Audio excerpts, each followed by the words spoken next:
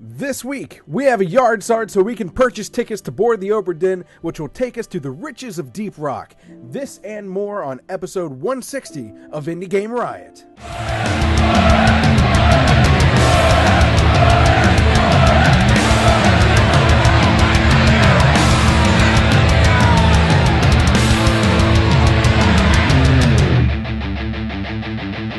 Indie Game Riot!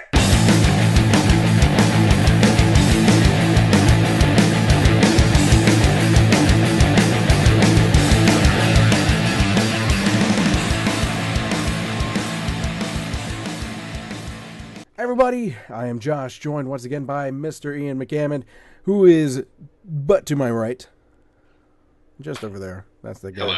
Hello. Yet again in a new area of Canada. By new area, I mean probably just a few feet away from the other area. The bedroom as opposed to the living room. Yep. He's been relegated to a closet next, or he will be relegated to a closet next episode. Be the Harry Potter of the Indie Game Riot. You're a podcaster, Harry. That was such a shit joke. Anyway. I like the idea of you as Hagrid, though. That works for me. You look more like Hagrid with your beard. It is true. But I guess I'm just a grizzled Harry. You're also but it doesn't matter. I was informed this week that Harry Potter is actually just British Naruto.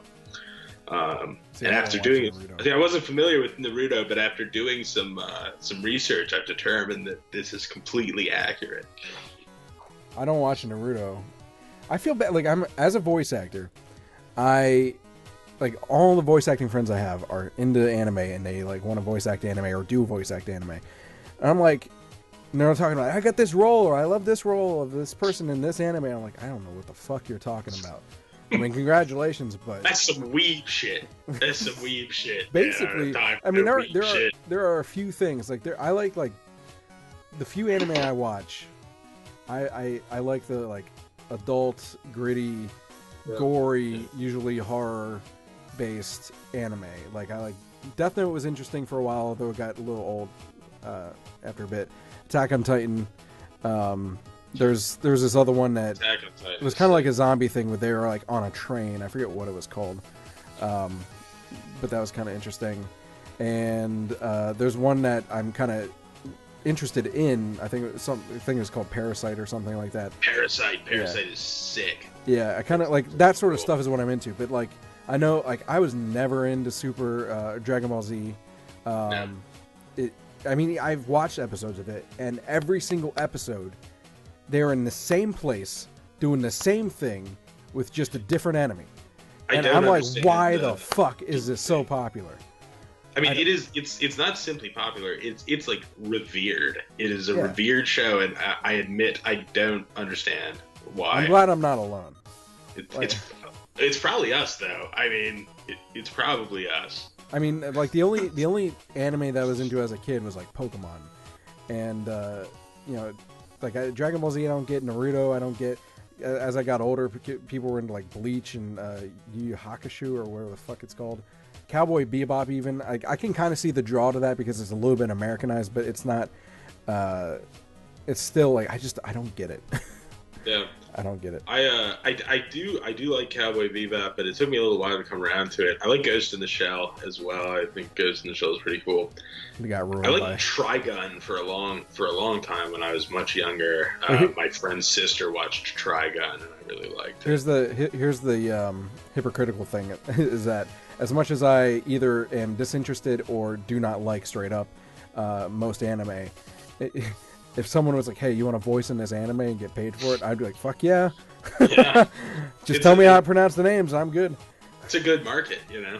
Actually, it's not. They underpay incredibly. Oh, do they? Yeah, they underpay a lot. That's what I know.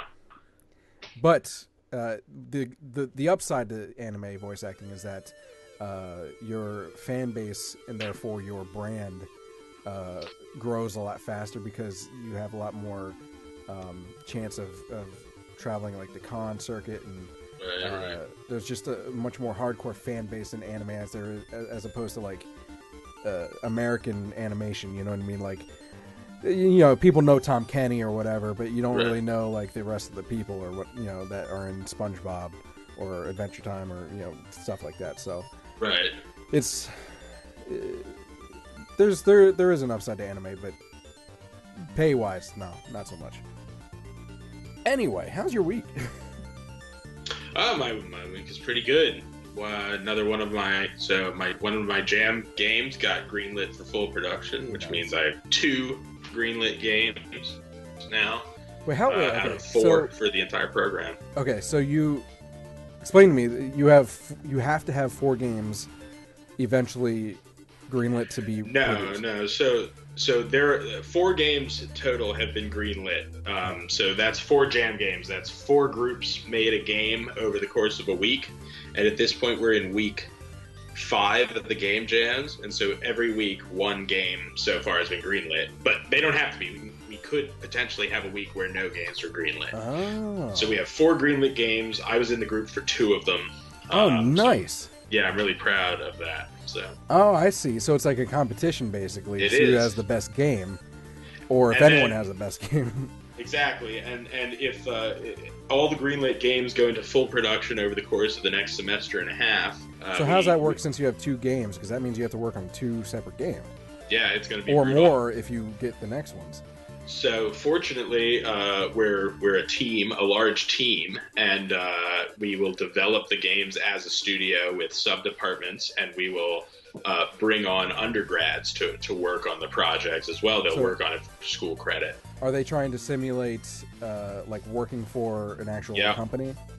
Exactly. And so the program department head and the various faculty sort of serve in producer roles and advisory roles and shit like that. So it's really cool. And then in April, all the greenlit games that get finished, they get submitted to a big competition, a big Toronto competition called Level Up, which is very, very, very influential. They have judges from Ubisoft and Rockstar Toronto and Capybara and all the big Toronto studios. From both the AAA and the indie spheres. So. Nice. Well, congratulations on that, man. Thank you. I'm excited and stressed. Proud of you. Thank you. Yeah. Not nearly anything as productive and hopeful as you, but I mean, I guess it depends on the way you look at it. Tonight I carved jack-o'-lanterns with my kids, which is productive in a life way. That's pretty cool to me. Not in a career way, but yeah, that was fun. I did that, and I have pictures on Facebook, but that's on like a personal thing. So fuck off, creepers. You're welcome to take a look at them though. You're my friend. Thanks. The other thing, I don't like push my pic. I actually created like a group page, not a group, but like how you can make like a company page on Facebook. I created a page like that for my kids. Partly out of narcissism, but also because I didn't want to push my pictures on people that didn't give a shit about other people's kids, in my friends list. So I created the page so that people who are actually interested can like it and keep up to date with pictures that way. That's quite ingenious, actually. So that's really cool. That's really clever. Half narcissism, half consideration for others. Yeah, that's the perfect balance. Yeah. Especially when dealing with your kids. It's the yin and yang. So yeah, just doing that, and then next week I'm actually Saturday. I'll probably give the update on Sunday during our Halloween episode, but next week we're going to the Ren Fair. It's the last weekend for the Ren Fair around here, and it's like their Halloween weekend as well. So my kids got their Halloween costumes. My son's going to be Catboy from PJ Masks, if anyone knows that show. And my daughter's going to be Belle from Beauty and the Beast. And they're going to wear the costumes to the Ren Fair. And then it'll be a good time. So that's awesome. That's what I got going on. Fuck yeah. Not anything super successful or anything like that yet. But, so look, let's not get ahead of ourselves here. Take it easy, Tim Schafer, all right? Yeah, really, like I don't want to build up too many expectations, otherwise it'll look like my brand failed before I even get out to the world. Well, You know what'll probably boost your productivity? Ooh, is it a big old injection? A fat injection of indie news for Indie News Injection. Are you bored with the same old games? Yeah. Why, then give yourself an Indie News Injection. Thanks, Indie Games. This week on Indie News Injection, the first thing we're talking about, coming in time for Halloween, is Day of the Devs 2018. Brought to you by Double Fine and I Am 8-Bit. So every year in San Francisco for the past 6 years, including this year, they have, it's basically a convention of indie developers to have fun and show off their games called Day of the Devs.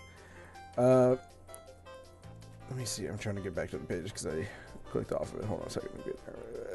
This year, they've actually got over 70 fucking games, which is, I feel like that's the most. I feel like that's the most since. I don't know. I feel like there's most since they've started. I'm trying to think, but there's you know that goose game that everyone's been talking about, the Untitled Goose Game, where a goose chases you around a garden. I've seen it all over the freaking internet. And to be honest, I kind of want to play it, but it's called Untitled Goose Game. That's going to be there. They've actually got some AAA games too, it looks like, interestingly enough, which I didn't know that they were allowing in. But let's see, I'm trying to find some ones that I'm particularly, other than the Goose Game, that I'm particularly following. Kingdom Hearts 3 is going to be there. So that's what I was talking about, AAA games. My friend Pedro, I've been following that game. That's going to be there. Ooblets, which is that Stardew Valley mixed with like Pokemon, basically, is going to be there. I think that's the right one I'm thinking of. Am I thinking of that one? Ooblets. I know the name. Maybe I'm not thinking of the right game. Anyway, I guess I can click on it and find out. Let me see. Ooblets. Yes, it is. It is the one Stardew Valley mixed with Pokemon. Let's see. Reigns, That's Game a of Thrones. match made in heaven right there. For those of you who like the Reigns games, they have a Game of Thrones version of Reigns, and that's going to be there. Let's see. Spelunky 2. That's fucking exciting. Yeah, man. Toe Jam and Earl, Back in the Groove, which we actually covered on Early Access a long time ago because they're indie now. Well, although I don't know if they got picked up by a publisher or not, but they were kickstarted back when we talked about them. Let's see, I mentioned Untitled Goose Games. That's the only ones I see that I've been following, but I mean, I should probably hop on a lot of these games and follow them because they tend to have good curation at this particular event. So anyway, it is in San Francisco on the day is November 11th. It's actually going to be. There's like a VIP thing where you can actually come early. There's going to be a Humble Bundle involved, and I guess you can get VIP access through the Humble Bundle, I think. And then, of course, the rest of you can show up from 3 to 9. It is the Midway, 900 Marin Street, San Francisco, California. So get on that. And, of course, you can RSVP. They go through Eventbrite, but if you go to dayofthedevs.com, all that information is there for you to check out. Yeah. You should travel from Toronto to San Francisco. You can show off some of your games there. And they have more than games, by the way. They have, they have more than indie games. They have, like, games that you can just play. Music, food, different art, networking events, stuff like that, too. So it's not just games. It's all sorts of stuff. Really fun. Anyway. That's awesome. You know what else is really fun? What's that? I don't know. It's your news story. Oh, my news story. Yeah. Oh, gotcha. Right. I did put these up here. Okay, so yeah. So, boy, caught me off guard there. I was just listening to your soothing voice. Deconstructeam has surprised the entire world, by which I mean the 3 people who actually pay attention to their games. Hey, we covered Gods Will Be Watching. Yeah, we covered Gods Will Be Watching. It's the most alienating adventure game ever. It was fucking difficult. It was amazing though. They're releasing a surprise new game called 1145: A Vivid Life, which is proving to be another very weird experimental game involving a young girl who I believe comes to think that her skeleton is not her own, and so has sort of a strange and perhaps violent experience. I will say that on the website provided, there's a tweet from one of the developers. Yeah, buddy. Of a girl who's deciding whether or not to pull her teeth out.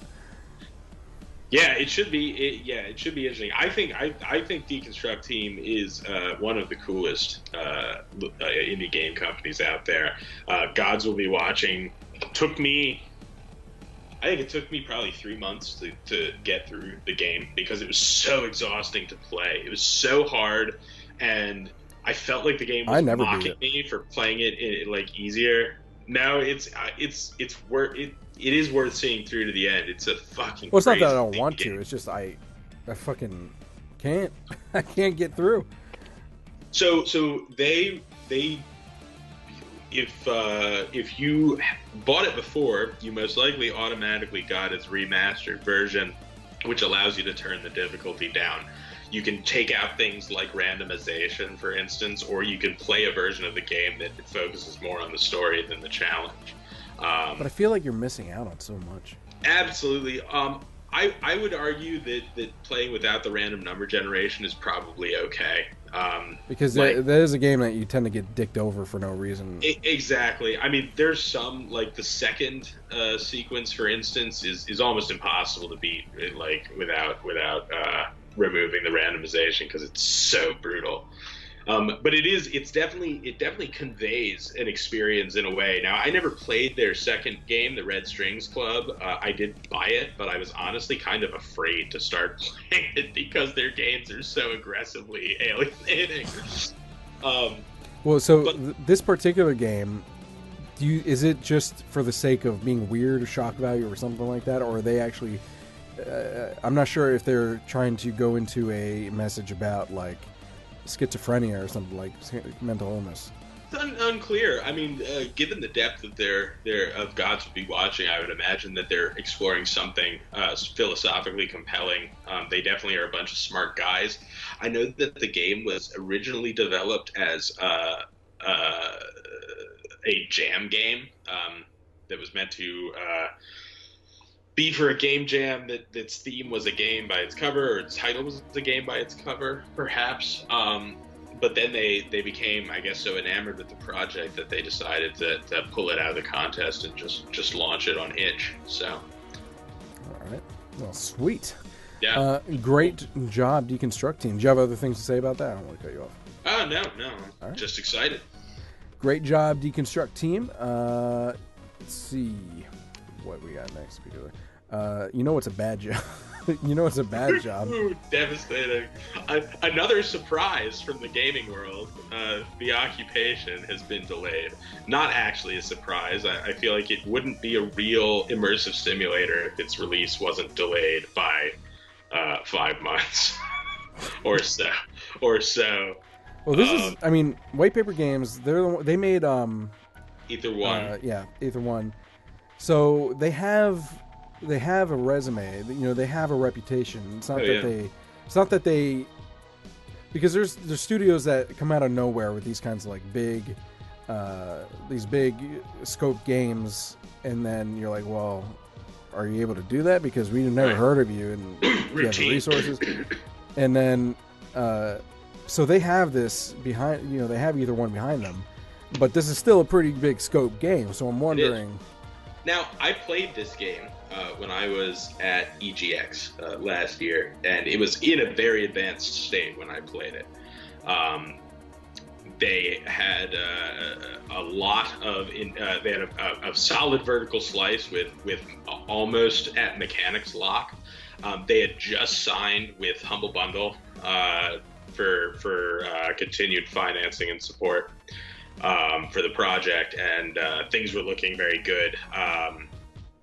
They'd been mostly self-financed, from what I understand. Either one's release on PlayStation 4 really helped sort of take them in a direction where they were able to do a more ambitious project like The Occupation. So I have absolutely no doubt that this is not the entrance into development hell. I'd take them at face value when they say that they're just trying to ensure polish.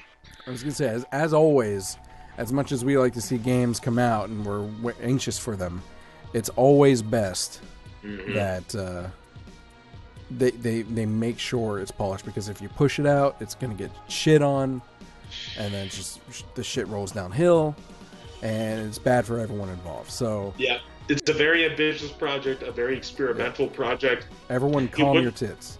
Yeah, I mean, it wouldn't surprise me if they did a closed alpha and just received a bunch of feedback that they felt they needed to act on before they released to the public. So, speculation, but it's possible. You know what you need to act on? Do I need to act on the delving into the development? Yes, sir. Cool. Yeah, so this week on Dev Delve, I want to talk about something. I think I've talked about it sort of as a tangent before, but I kind of wanted to talk about it a little bit more. It's one of my pet peeves, and I feel like this is coming from a personal anecdote of sorts. It is, to a certain extent. So a lot of this comes from my own experiences attempting to make an immersive sim game. And that's why the thesis of today's Dev Delve is immersion isn't simulation. And what I mean by that... Another hot take. It is a hot take. So, look, I'll say it right now. Immersion can be simulation, but there's a Venn diagram here. You don't, good immersion in an entertainment, setting is all about choosing what to simulate and what not to simulate. And so in order to talk about this, what I want to do is talk about everybody's favorite game. Everybody's absolute favorite game. If you talk to a real immersive sim nerd, he's always going to tell you that his favorite game is the same thing. Sonic the Hedgehog, absolutely. Yeah. No, it's got to be Ultima Underworld.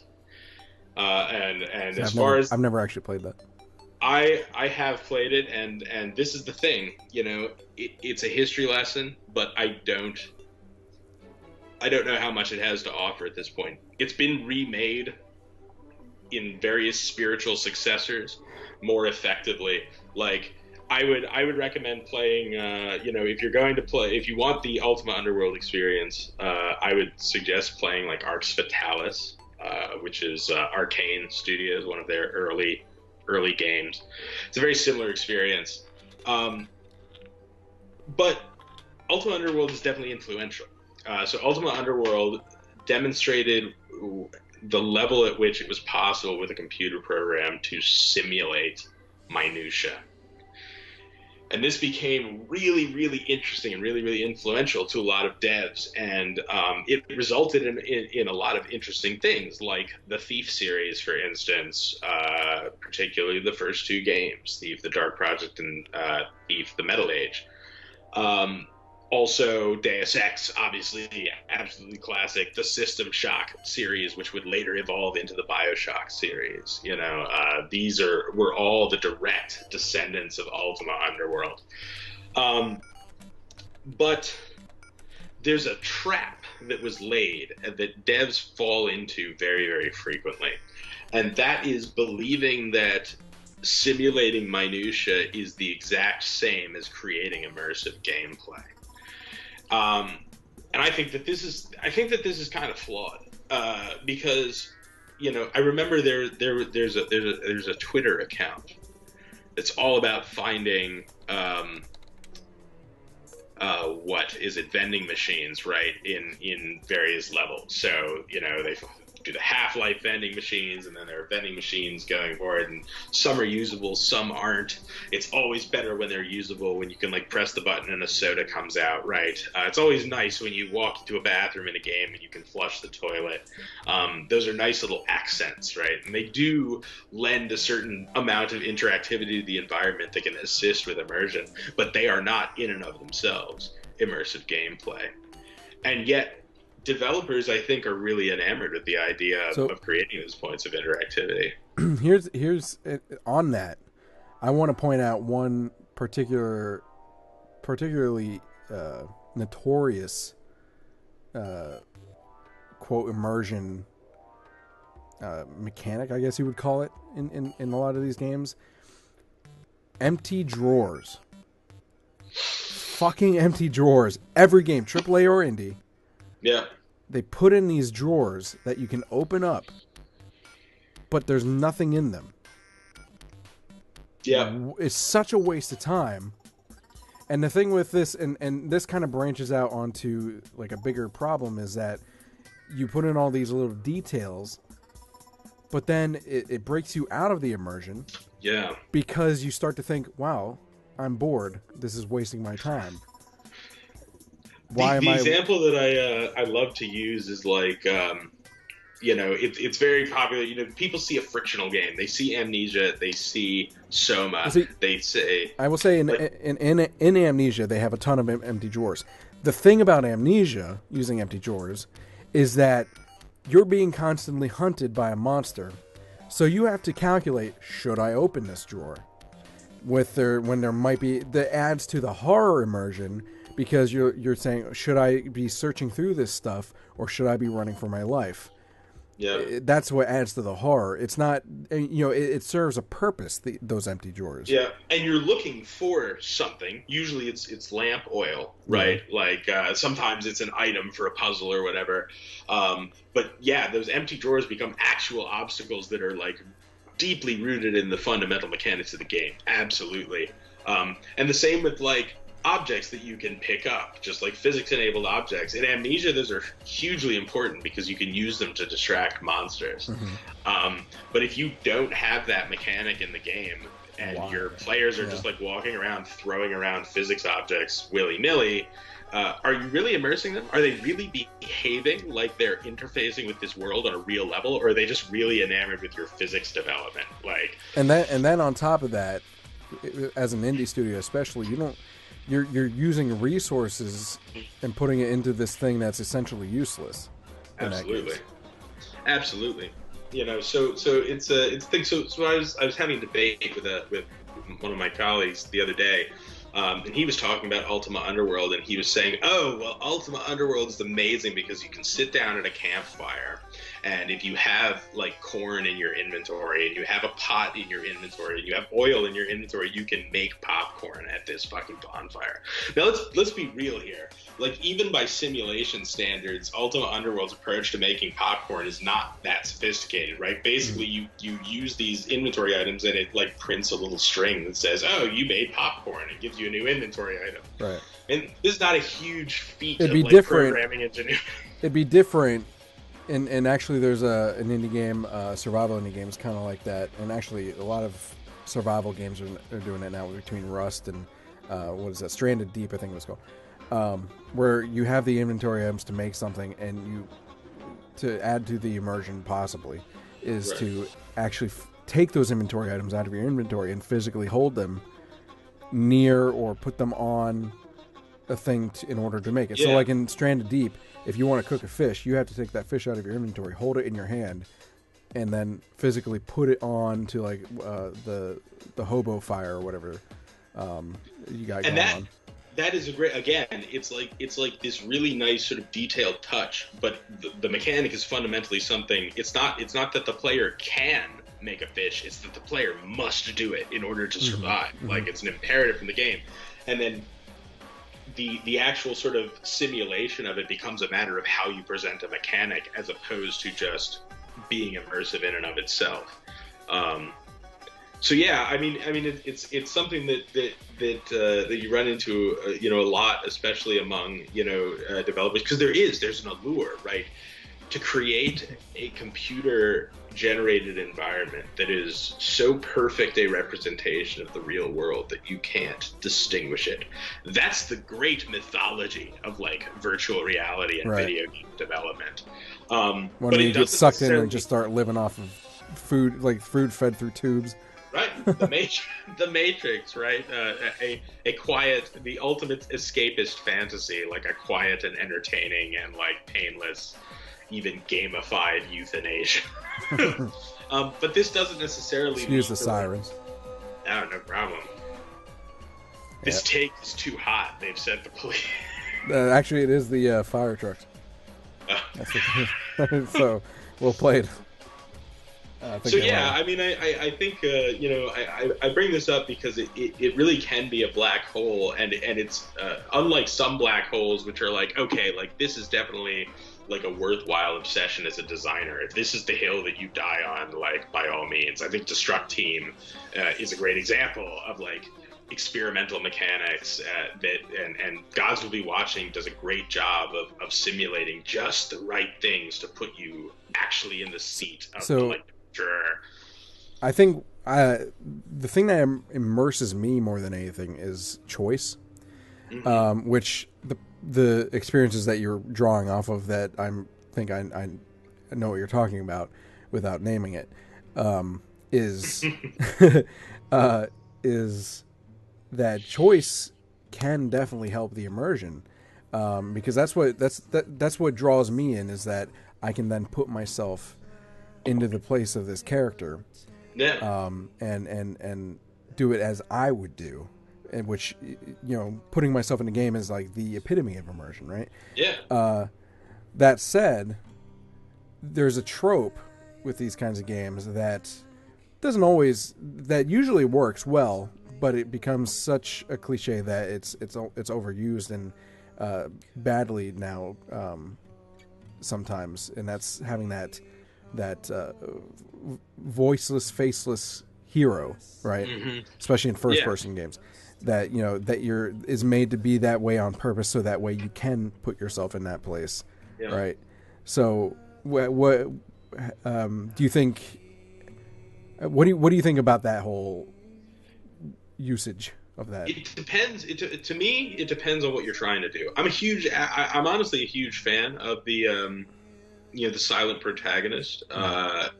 It's been done great. I mean, somehow Gordon Freeman is like a beloved character, despite the fact that he is completely silent. He's really personality-less.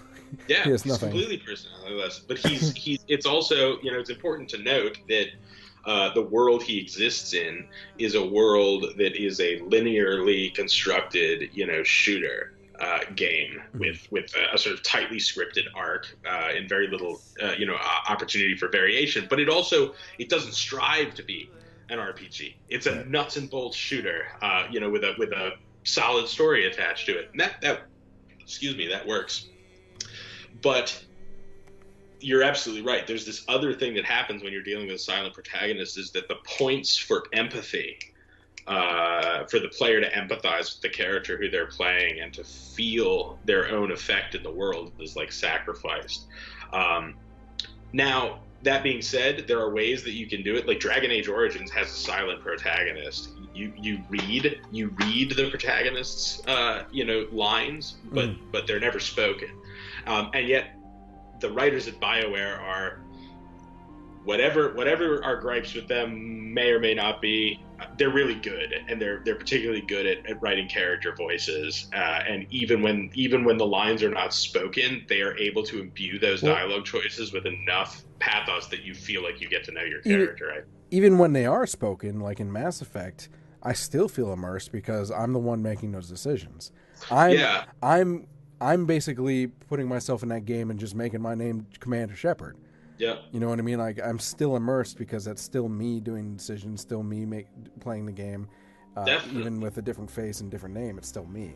And I was one of the ones who was honestly, I was okay with the, some people had an issue with the sort of abbreviated, like, dialogue options on the wheel. Like, it didn't really matter to me because I was engrossed in the story, and so I had a sense of what Renegade Shepherd was like versus what Paragon Shepherd was like, and it was consistent enough that I was rarely taken off guard. Now I understand some people had an experience where they were like, well, this misled me, and that is an issue that should be tackled. But I agree, it didn't necessarily break my immersion. And going back to like the whole small details like flushing toilets and things like that, taking or breaking or giving or taking immersion is what I'm trying to think. So I recently beat Spider-Man for the PS4, and that's obviously, you're playing as Spider-Man. That's not immersive in the way that you're putting yourself in a game, but you can still be Spider-Man swinging around the city because there's immersion in a way that that they use small details well. So one thing that is really impressive is that they recorded the lines, pretty much all the lines that he had, twice. Once for just standard, like reading the lines for if he's sitting still, if he's perched on a building or walking around or something like that. But if you start swinging, or if you're in the middle of a fight and you're like talking to someone on the phone, like through your mask headset or whatever it is, they actually have a different set of the same lines. Ooh. Sounding exasperated and exhausted as if he's swinging. And that's just like a small detail that you don't think about, but you're like, wow, that really sucks you into the game, because that's a nice touch. Yeah. You know what I'm saying? So that's another good way of using those small details in the right way. Absolutely. And again, like little details like that are amazing. The issue is that it's like you say, they pull so many resources that if they're what you're prioritizing as opposed to your base gameplay, and simulating in ways that aid your base gameplay, that should always come first. Oh yeah, that guy. I mean, Yuri Lowenthal, who played Spider-Man in this game, probably got paid a shit ton because he seriously, because he did double the work. You know what I mean? Yeah. For the main character, no less. So, yeah. I mean, but they have the resources to pay it, so. It's really cool too. It's really cool. I didn't know that they did that. That's awesome. But yeah, that's really all I have to say on that matter. So there you have it, folks.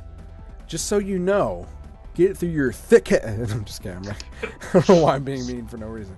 Immersion is a necessary simulation.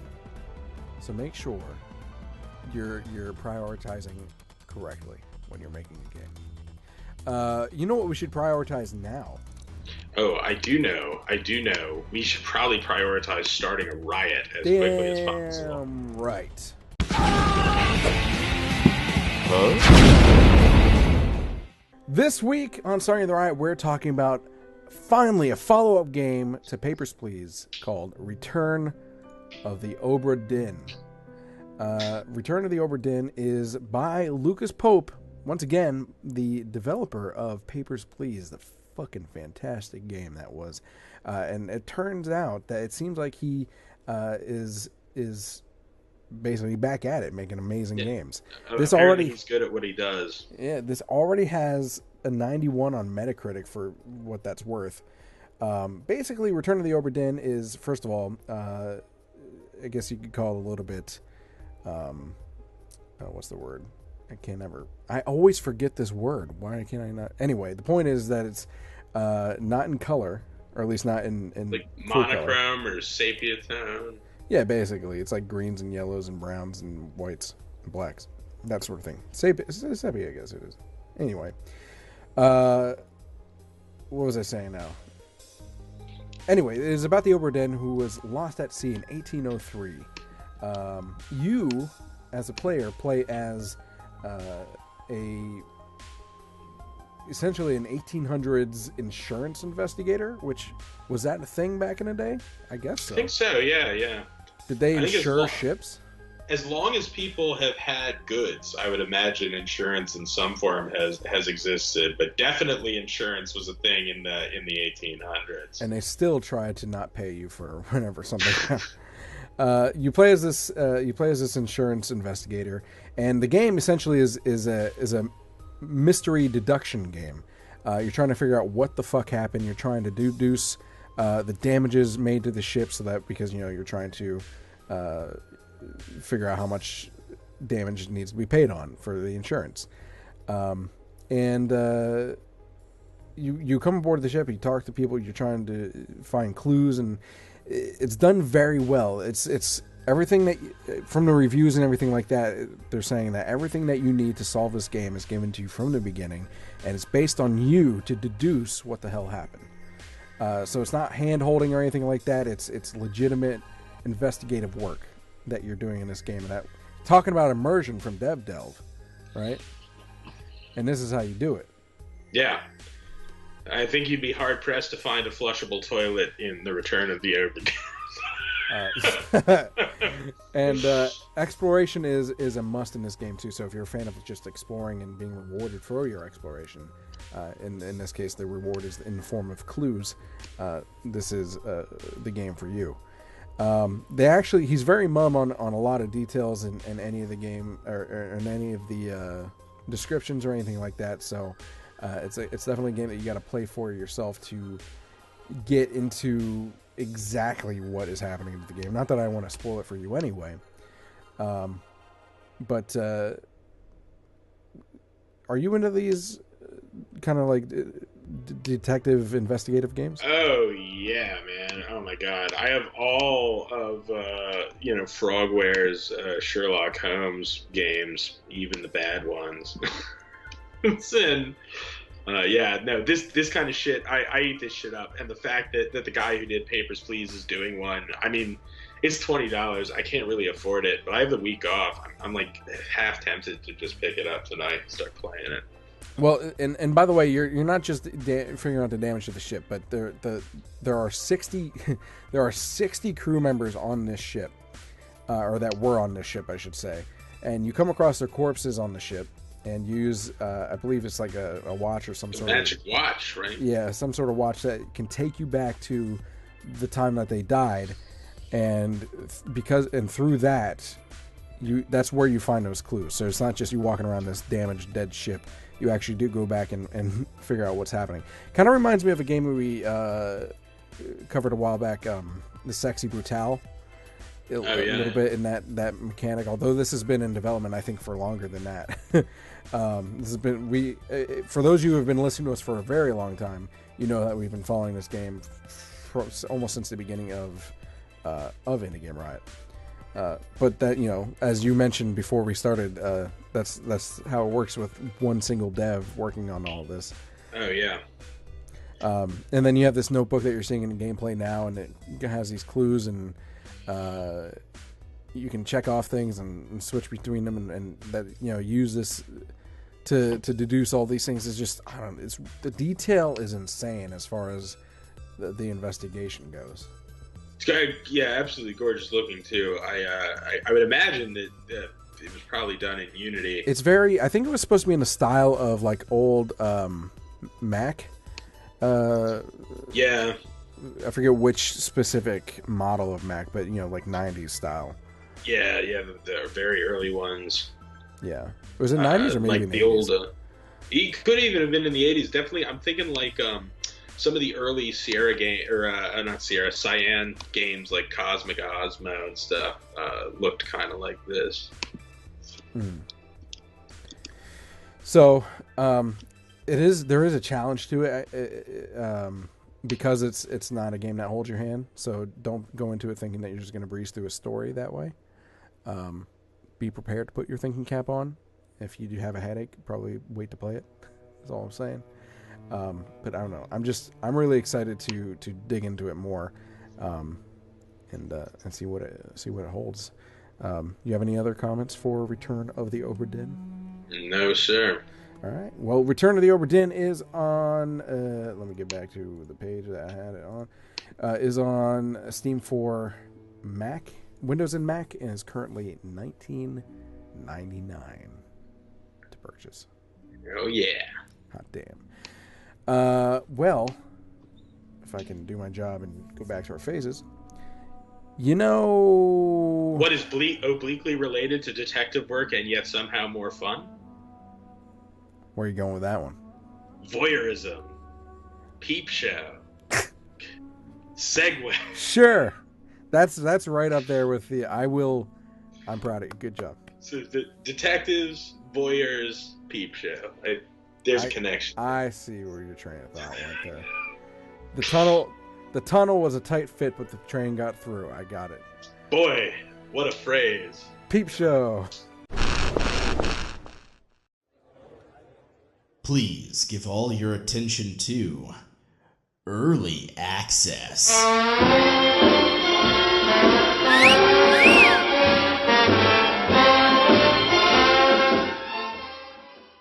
This week on Peep Show, we're talking about Deep Rock Galactic. So, Deep Rock Galactic is, I only recently heard of this game. Space Dwarves in Space. Looking for treasure, of course, as dwarves are wont to do. And it has been described as drunken dwarves in space mixed with Left 4 Dead mechanics. Or, some other ones that, if you're into it, Vermintide kind of has that mechanic. Some other ones that came out. But basically, it's a 4-player co-op with different classes. Although Left 4 Dead didn't have classes, so I'll say that. But so I guess Vermintide is actually kind of a closer thinking about it. But anyway, you have different classes to help you progress through enemies and things like that. And really interesting aesthetic, too. It's polygonal and a little bit... What's the word? What's a good word? Is like low poly. Is matte a good word? It almost has like a matte. Oh yeah, yeah. It's like you know what I'm talking about? Really bold, textures and shading. Not highly detailed. Right.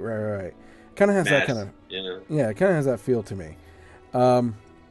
So basically, you're a dwarf miner hired by a company called Deep Rock Galactic, and you are sent to this these planets, the different maps and stuff like that, to find treasure, as I said dwarves are wont to do. And another thing that people kind of mixed it in with this is because of the whole corporate feel to it. It kind of reminds them of Starship Troopers. Yeah, which is fantastic. So it's like Starship. I mean, think about this sentence. Or not even sentence, just these groupings, these phrases grouped together. Drunken space dwarves, Starship Troopers, Left 4 Dead. What can go wrong? Yeah, it's like a recipe for success right there. What can go wrong with that combination of things? I'm trying to see here if I'm missing any features.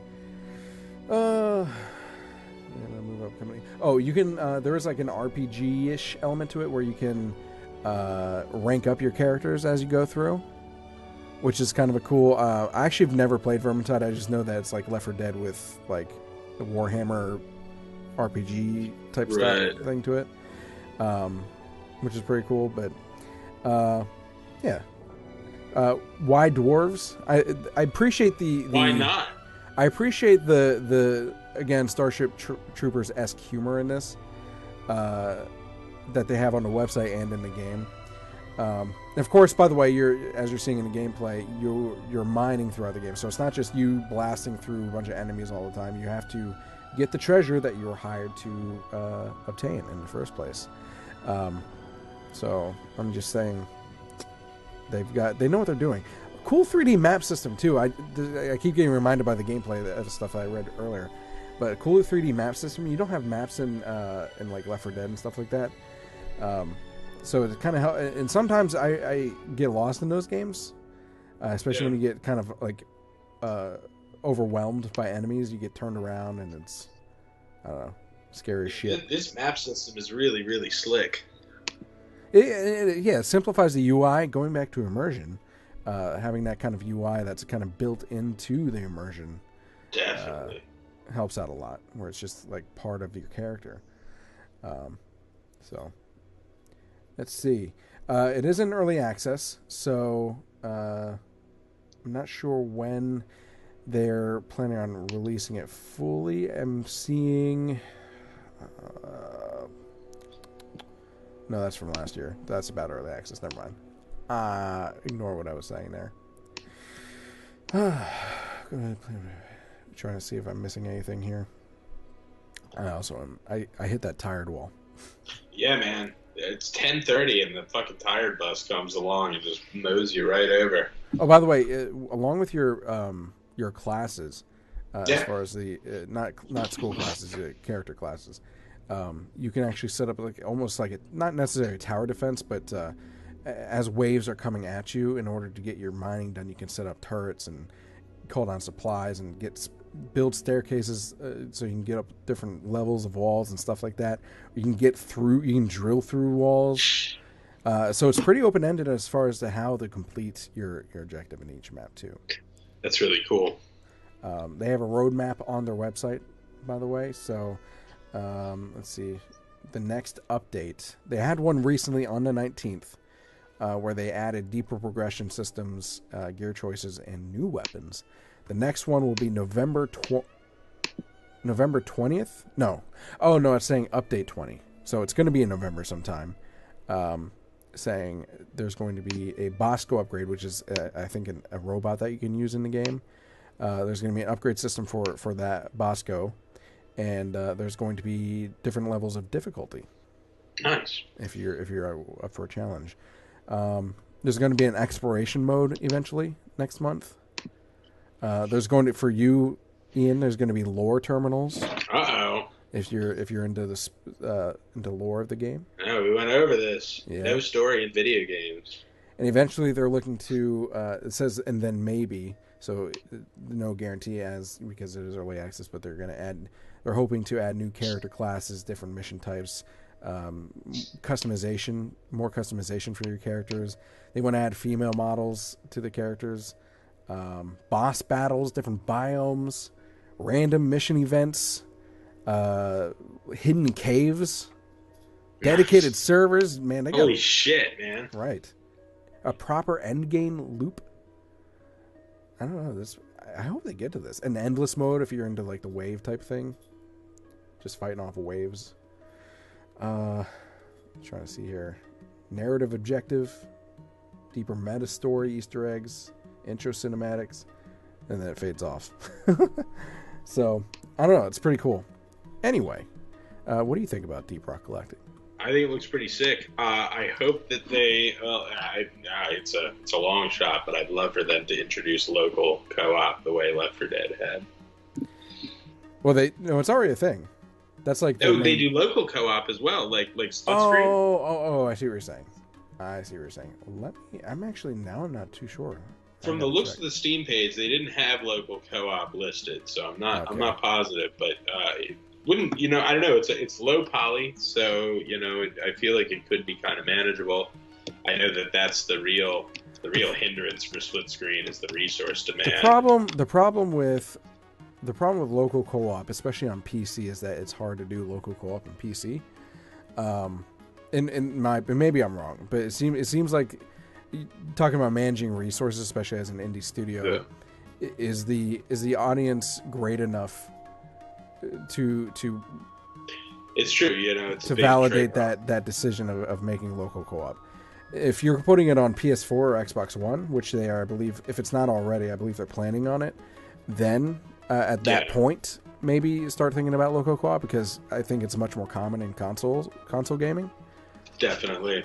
So, I mean, that would be pretty cool, local co-op for consoles. I'd play this. Yeah, I wouldn't mind that at all. I mean, that's the thing, so much of my multiplayer gaming experience is couch co-op, and there are so few good couch co-op games. And you're right. For PC, you're basically asking for trouble if you're looking because for like most people only have one controller hooked up to their PC, and then it's like then you got to use keyboard and one controller, and then on a smaller people should make games especially on for a me. Smaller monitor just for you. Just for me. They should make the Ian console. It's called the me first policy of game design. There you go. The Donald Trump of video games. Congratulations. That said, you know what game? I don't know where I'm going with that segue, right? I'm struggling with that one. Anyway, free fun. Yeah. This week on Free Fun, we're talking about Yard Sard. For those of you that want to have a Yard Sard and sell your old Yard, Junk. I don't know. I was trying to make that work. It didn't really. Anyway. Went perfectly, in my opinion. So Yard Sard is actually a free puzzle game found on itch.io made by, I believe it's Prismat, but maybe he's playing a word on prize mat. I don't know. Prismat is what I'm going with, though. So, give me the thing back. Made by Prismat, and it's actually a pretty small game, but it's cool because the puzzle part of it is that people come up to your yard sale. You're trying to get rid of your junk, but all the people that come through have their own problems that they tell you about, and the objective is that you try and solve these people's problems by selling them your old junk. You think like whichever piece of your junk would help them the best, and that's how you continue through this game. The one problem with the game, and it's not really a problem because it's free, and you can't expect there to be more if they don't want to make more, if they just didn't have time or whatever the situation is, but is that the game is kind of you get through it pretty fast. It's pretty short, and it's kind of abrupt, the end of the game. That said, because of that, and because you don't get through every character that you could come across to solve their problems, you don't get through every character each time you play. So there is a bit of replay value. So even though it's short and abrupt endly, you can play through it again in order to, find more, solve more problems, solve more puzzles for people. So you can play probably through it, several times to get the whole thing of it. Actually, when I first saw the game, I was like, oh, it's another dating sim, because it kind of has that the aesthetic to it where the hand-drawn few images of different reactions of character models. You know what I'm talking about? Yeah. That's what I thought it was at first, but I just thought it was kind of a cool concept of having this puzzle game where you're just solving problems with items. It's like a lazy man's point and click puzzle adventure. It's really bizarre from the looks. I don't know why it's called. I don't know why it's called Yard Sard, but I don't know for sure. It could have just been because I initially heard it through, I think, Rock Paper Shotgun or something like that, some British person. And they apparently in Britain they don't have yard sales or garage sales. If they want to get rid of their stuff, they just sell it out of their trunk of their car, which unless they're being facetious about that, but that's kind of weird to me. Or they just throw it away, I guess. But I don't know. I'm not sure why it's called Yard Sard. Maybe they're just being weird about it. But anyway, I'd really like to see this game develop further and have like a full. Maybe I don't know how. Maybe you can give some insight. I'm not sure how you would amp up a difficulty curve in this. Well, you'd have to introduce some sort of papers, please element, right? Where the way in which you sold your shit would like have an effect, a ripple effect throughout the community. Yeah. Oh yeah. You listen up, Prismat. That one's free. You can have that one. You pay royalties to. I was gonna say you pay royalties to Ian, but now Indie Game Riot because it's on this show. Ian gets 0 cents. But yeah, you should. That's a good idea to fully flesh out this game. You should do that. By the way, using Adventure Creator. Oh, really? Interesting. Yeah, which is kind of cool. Anyway, keep up the good work, Prismat, and I'd like to see more. Let us know if you do fully develop the game, because I'd be interested in playing. You know what else I'm interested in? Is it Patreon? It's the end of the show, and yes, Patreon is also interesting because you can go to patreon.com/IndieGameRiot to help us out financially. Helps us pay things like hosting and web domain costs and things like that. Or, if we get enough money, we upgrade things like getting better bumpers. Maybe we can hire someone to make better bumpers. Who knows? Because my bumpers are shit. But we've been using them for like 5 years now. So there's that. Although I guess that's kind of on brand, to be honest with you. Other ways that you can help out is you can donate directly, or you can go to twitch.tv/Indie Game Riot if you're not watching live already, and you can actually subscribe. And if you have a Twitch Amazon Prime account, or whatever the fuck it's called now, you have one free subscription that you can use every month.